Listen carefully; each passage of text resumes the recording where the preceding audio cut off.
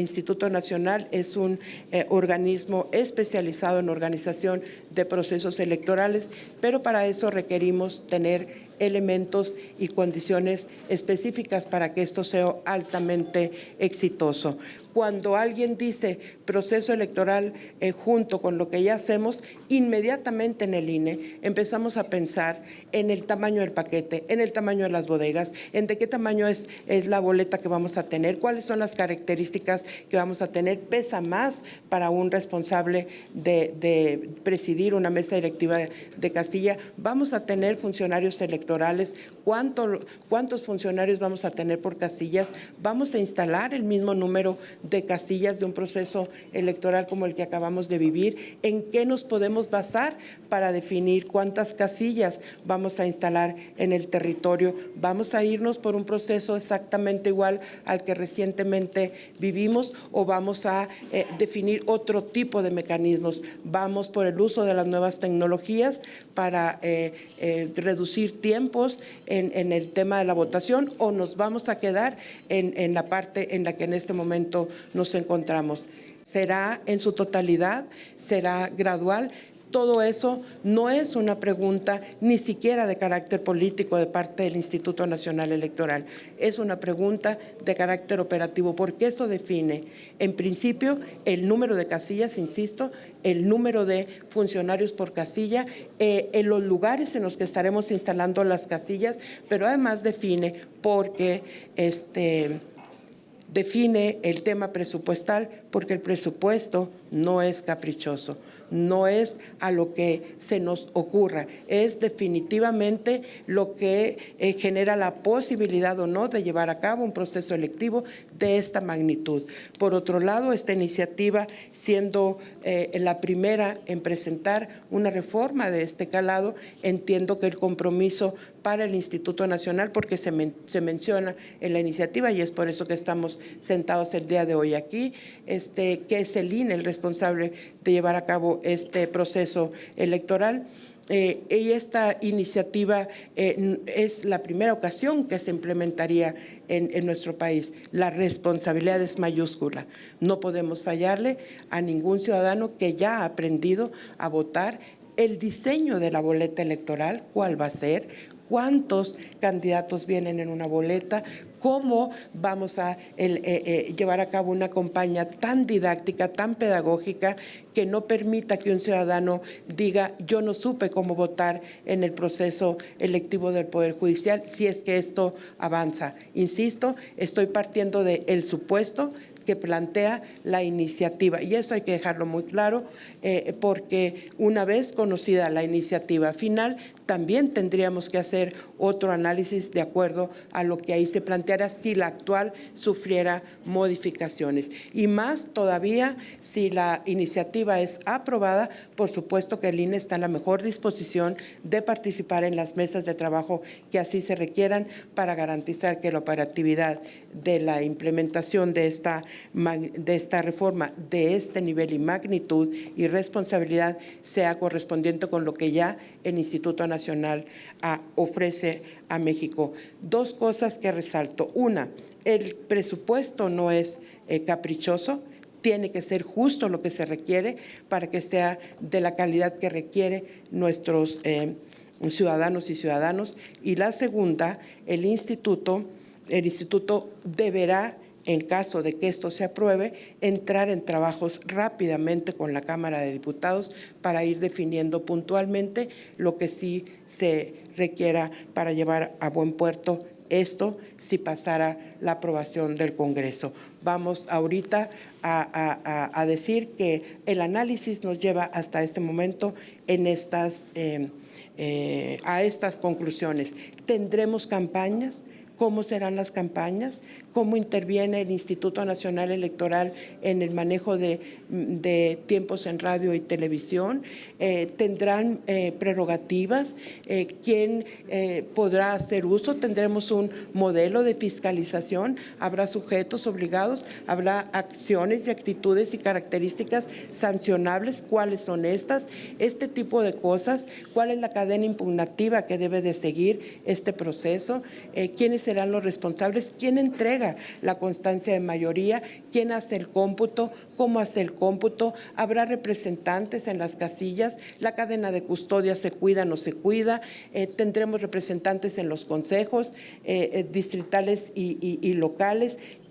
Con todos esos interrogantes, nos quedamos y decimos, una vez que tengamos claridad en todos estos procesos, el instituto, por supuesto, como siempre, podrá garantizar un proceso electoral transparente, altamente efectivo, con una campaña adecuada que se ajuste a las necesidades y a lo que está planteando, y seguramente en un futuro estaremos recibiendo los impactos correspondientes en el Sistema Nacional de Elecciones de nuestro país. Y esa es la parte más importante para el instituto, porque el instituto no forma parte de una fuerza o de otra fuerza política, solamente nos dedicamos a organizar elecciones, y en la parte técnica y operativa es donde estamos en este momento situados, haciendo todos estos, que espero que sean aportaciones que nos permitan profundizar en el análisis de alguna parte de esta iniciativa y que nos considere los tiempos suficientes. ¿Cuánto tiempo dura una campaña? ¿Por qué dura eso? ¿Cómo nosotros vamos a iniciar el proceso? ¿Cuándo se cierra ese tipo? ¿Cuánto tiempo tenemos para hacer el cómputo? El cómputo se hace en la casilla y después en la oficina distrital. Estas cosas que sí hacemos en el proceso electoral para el poder ejecutivo y legislativo, como entonces las trasladamos al proceso electivo del Poder Judicial, y vuelvo a poner por encima los dos grandes derechos, el derecho político electoral de todo ciudadano mexicano y el derecho de acceso a la justicia en igualdad de condiciones, y por eso es que estas reflexiones dejamos hoy en la mesa de ustedes para su análisis. Sin justicia, señoras y señores, no hay libertad. Y la base de la justicia no puede ser otra que el equilibrio entre los derechos de los demás con los nuestros. He aquí resuelto el problema de la ciencia social. Podría pensarse que tales advertencias hubieran sido formuladas por las luces de quienes nos han antecedido en estos foros de diálogo nacional. No, fueron proclamadas por quienes integraron el Congreso que nos dio al Estado mexicano. Fueron proclamadas por quienes han signado sus nombres y sus firmas en letras de oro en las paredes nacionales. Por Miguel Ramos Arizpe, por Carlos María de Bustamante, por José María Izazaga, Ignacio Rayón, Fray Servando Teresa de Mier, Manuel Crescencio Rejón, Valentín Gómez Farías, entre otros muy ilustres redactores de la primer constitución que tuvimos nosotros en el país de 1824. Considero que la iniciativa que hoy discutimos no supone un cambio estructural e integral susceptible de resolver los problemas que aquejan a la impartición de justicia en nuestro país. Sin embargo, partiendo de que en este y en otros foros se ha presentado al voto popular como un planteamiento irreductible, me centraré en proponer algunos ajustes a esa figura. Hablemos con responsabilidad. El método de elección por votación directa de personas nominadas por los poderes de la Unión resolverán la inaccesibilidad, el rezago y los casos de corrupción en el Poder Judicial. La votación popular de esa lista políticamente selecta de personas permitirá que la ciudadanía acceda más fácil y con menos costo a una justicia cercana, sustantiva e imparcial. La respuesta para mí es negativa.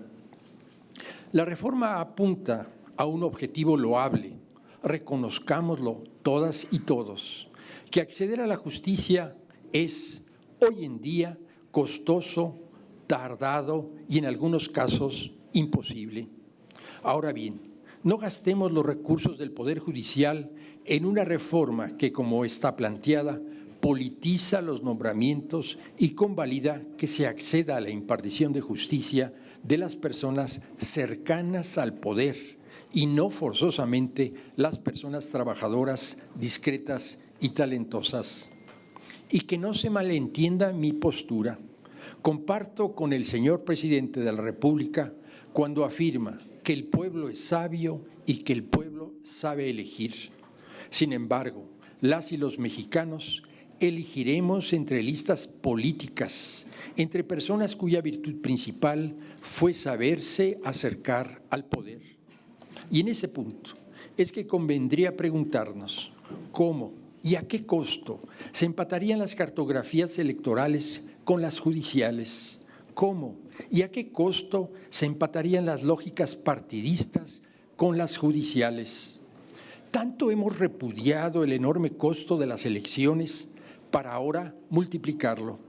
Tanto hemos criticado el nombramiento politizado de las y los ministros para ahora generalizarlo.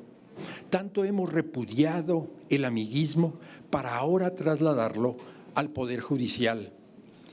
Invirtamos más en personas juzgadoras, en más capacitación, en más contrapeso, no en politizar la vida judicial. No convirtamos, señores, las boletas electorales en una revalidación del influyentismo. Este problema nuclear en la iniciativa, no se resuelve con el escalonamiento en su implementación. No deberíamos mantener a jueces y magistrados en el corredor de la muerte violando sus derechos humanos. Ahora, partiendo de que el voto popular se ha planteado como un irreductible hecho, yo tendría una propuesta concreta: que el voto popular permita evaluar el desempeño de las personas juzgadoras. Usemos las urnas para decidir si los jueces y magistrados han realizado satisfactoriamente su trabajo y que, por tanto, deban de permanecer en el cargo o bien deban de ser removidos. El voto popular no debe de ser una herramienta para convertir a los amigos del poder en jueces o en magistrados. Al contrario, el voto popular sí puede servir para premiar o incluso para castigar a jueces formados en la carrera judicial y así responsabilizarlos frente a la sociedad. Existe evidencia empírica que demuestra que no hay diferencia en la legitimidad entre los poderes judiciales elegidos por voto popular y los nombrados, ¿no? Entonces, no ganaríamos legitimidad porque se han hecho muchos estudios comparando qué legitimidad tiene al que nombró el presidente y confirmó el Senado y que por el que votaron. No existe diferencia. Otro punto es la diversidad. Tampoco se observa que haya mayor diversidad en aquellos tribunales en los que se elige por voto popular a las personas, a los juzgadores, que en aquellos en los que se nombra.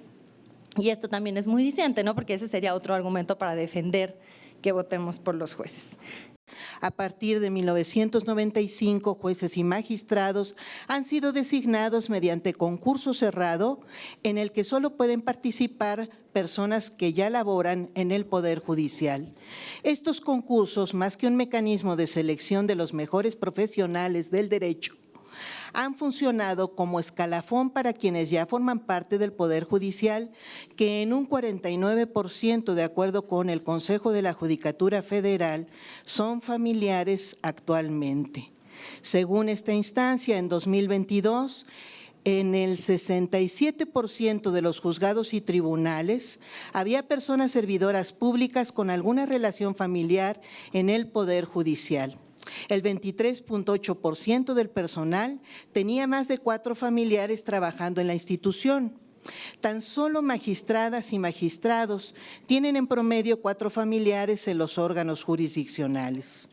La organización de concursos en los que solo pueden participar quienes ya forman parte del Poder Judicial ha sido una forma para premiar y perpetuar el nepotismo, que por cierto se encuentra prohibido en la Ley General de Responsabilidades de las Personas Servidoras Públicas.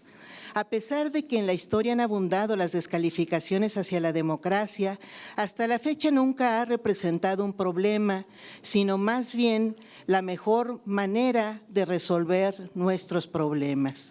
En el mundo se tiende a buscar cada vez más formas para democratizar a sus poderes judiciales. En Japón los ministros están sujetos a revocación popular, en Suiza los jueces de los cantones son electos por la ciudadanía, en Estados Unidos 43 de los 50 estados de la Unión eligen a sus jueces de sus supremas cortes.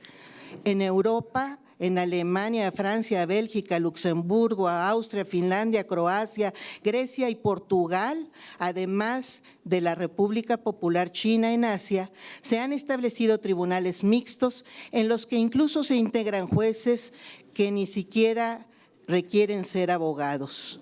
En algunos casos son elegidos popularmente y en otros son insaculados de los listados generales electorales. Amigas, amigos, yo creo que solo los tiranos deben temer a la democracia.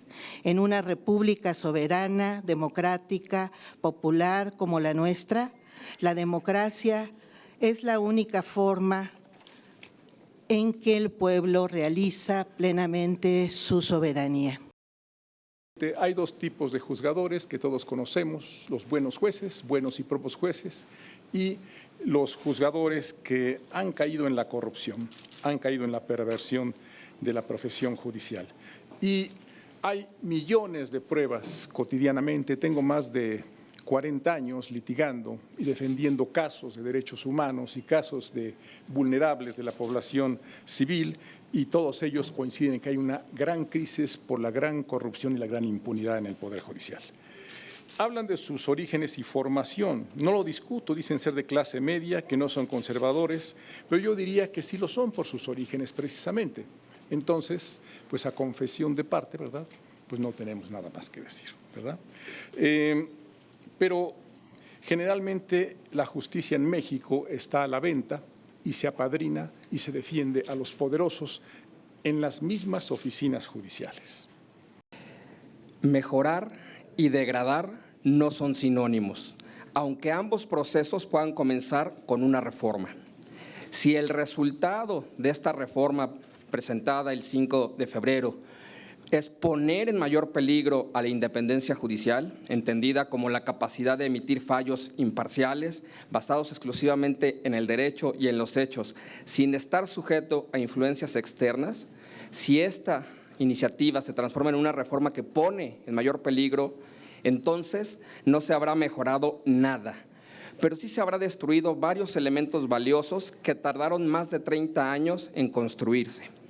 Con pleno respeto a lo que determina el Poder Revisor de la Constitución, me permito adicionar a mi propuesta original con un artículo transitorio para que se establezca que tanto magistradas, magistrados de circuito, juezas, jueces de distrito actualmente en funciones, participen en una jornada electoral de revocación del cargo dentro de la circunscripción electoral en donde se desempeñan, a fin de que se les revoque su nombramiento, si así lo determina la mayoría de la ciudadanía, dentro de una participación de al menos del 40% de las personas inscritas en la lista nominal de electores que corresponda, que es el porcentaje previsto constitucionalmente tratándose de la revocación del mandato de presidente de la República, o bien el porcentaje que esta soberanía considere conveniente. Esta es una primera propuesta, ya que si a las personas juzgadoras no se les revoque el cargo y si además ya se encontraban ratificadas, conservarán sus nombramientos por todo el tiempo por el que fueron designadas, y en cambio las no ratificadas continuarán ejerciendo el cargo en los términos de la iniciativa por un lapso de 9 años, quedando en aptitud de participar en la subsecuente elección. Esto con relación a los magistrados ratificados y no ratificados. Quienes han servido a la justicia merecen también ser tratados con justicia, porque ellos es una garantía de respeto a los derechos de la ciudadanía. Como segunda propuesta, y con el objeto de no interrumpir la carrera judicial de los secretarios, actuarios y demás trabajadores instituida en el párrafo 7º del artículo 100 de la Constitución, propongo que a quienes ya se encuentran laborando en los diferentes órganos jurisdiccionales se les permita acceder a los procesos de elección popular en forma prioritaria, siempre y cuando cumplan los demás requisitos previstos en el artículo 97 de la iniciativa constitucional. Y finalmente, para una transformación de fondo en el Poder Judicial Federal, me permito presentar la tercera propuesta como acción afirmativa, que la primera elección popular de quienes habrán de integrar la Suprema Corte de Justicia de la Nación, los tribunales colegiados y juzgados de distrito, se postulen exclusivamente a mujeres para lograr su mayor presencia en los órganos de impartición de justicia. El agravio social que existe respecto al Poder Judicial, tanto federal como local, a las fiscalías, a las policías, etcétera, el nepotismo, el gremialismo fuerte, los concursos cerrados, las retribuciones en contra del artículo 127 de la Constitución, las decisiones contra lege, cuando se han otorgado suspensiones con efectos generales en materia de amparo, de acciones, de controversias constitucionales, la oposición al actual gobierno, como nunca se había opuesto el Poder Judicial a algún gobierno, que ha hecho de nuestra Suprema Corte una tercera cámara legislativa, invalidando importantes leyes aprobadas por el Congreso de la Unión, y una percepción pues muy negativa de que es una Corte, de que es un Poder Judicial que resuelve a favor de los grandes intereses económicos, ¿no? Para que conglomerados, empresas como Televisión Azteca no paguen los impuestos, o para favorecer a grupos económicos del extranjero, a la empresa Iberdrola, respecto a las impugnaciones que hubo en materia o respecto a la ley de la industria eléctrica. No comparto que este sea el método adecuado para este tipo de designaciones, básicamente por tres razones. La primera, porque el diagnóstico que sustenta la iniciativa no es suficiente para demostrar que el mecanismo que ahora se propone es el adecuado para lograr los fines que se persiguen, ya que la corrupción y la impunidad no están directamente vinculados con la estructura de la judicatura o con el nombramiento o la forma de nombramiento de sus integrantes, por lo que me parece que no es justificado la destitución integral, desconociendo derechos laborales y de retiro de la totalidad de titulares de la Judicatura Federal a manera de represalia. La segunda, porque se ha denostado a la Judicatura Federal, afirmándose que somos corruptos y que servimos solo a determinados grupos privilegiados. Quienes hemos sido formados en la carrera judicial, estamos conscientes que nuestras resoluciones siempre se generan en medio de un conflicto y que finalmente la parte que no obtiene lo que pretendía queda insatisfecha y molesta con quien juzga, atribuyendo esa decisión desfavorable no a la falta de elementos probatorios o argumentativos para obtener su objetivo, sino frecuentemente se recurre a la descalificación del o la juzgadora, atribuyéndole deshonestidad o ineptitud. Así que en esa narrativa que se ha generado contra el trabajo de las y los juzgadores, en muy pocas ocasiones se exponen y analizan los argumentos jurídicos, la interpretación constitucional o legal y los precedentes obligatorios sobre el tema específico que están precisamente obligados a aplicar en sus determinaciones. La tercera, porque se ha dicho que la elección popular de jueces es un modelo que legitimará las decisiones de los juzgadores. Pero esta legitimación tiene que derivar del cumplimiento de los jueces a su juramento por defender la Constitución, así como de su preparación, imparcialidad y profesionalismo, no de su popularidad o de la simpatía que puedan generar en los electores. Las personas juzgadoras deben estar más comprometidas con su autonomía, capacitación y estudio que con la necesidad de tener que enfrentar procesos electorales.